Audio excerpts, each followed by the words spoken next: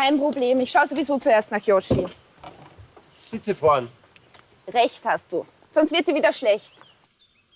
Einsteigen bitte. Farewell, the film from Switzerland, about basically a group of friends who lost somebody and they lose their urn. It's a screwball comedy on a very dark topic, and it works on every level. The performances were wonderful. Each of these characters has a distinct and unique personality. Daniel making everybody do up their seatbelts, like he's, even though he's driving 3 miles an hour down the road because it's a funeral. Great performances, a great script. We don't usually have a screwball comedy anymore. We don't kind of make those things anymore. But that was it was funny, and room was laughing all the way through it. So obviously it worked. Da hat sich wohl Thomas nicht angeschnallt. So fahre ich nicht los.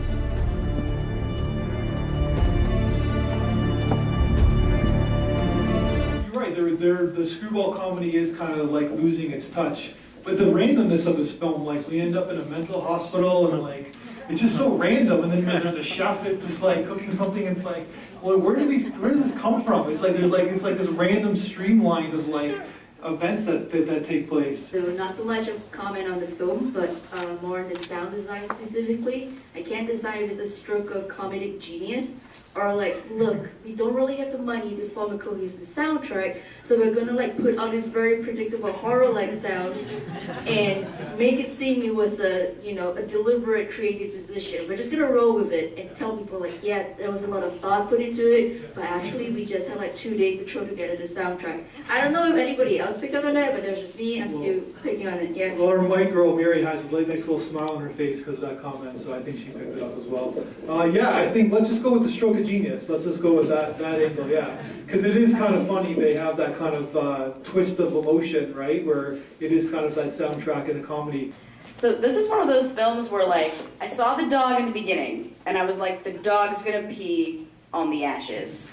And then they took me for a curveball and I was like, okay, someone's gonna eat the ashes. So the one thing I was missing was I wanted to see how they somehow ransacked this human cheese sauce from the chef. Like, I wanted to see them have to break to the chef, like, that's not cornmeal, and there's a reason why it's not thickening.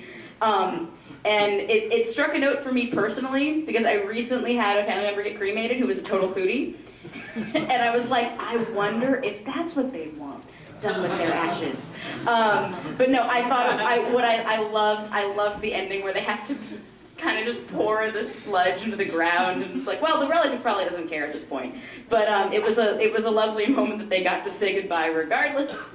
And then the dog came back and dug it up at the end, and I was like, okay, well, the dog plant was clearly there, and I actually really enjoyed this film. I thought it everything that they set up got delivered in some way.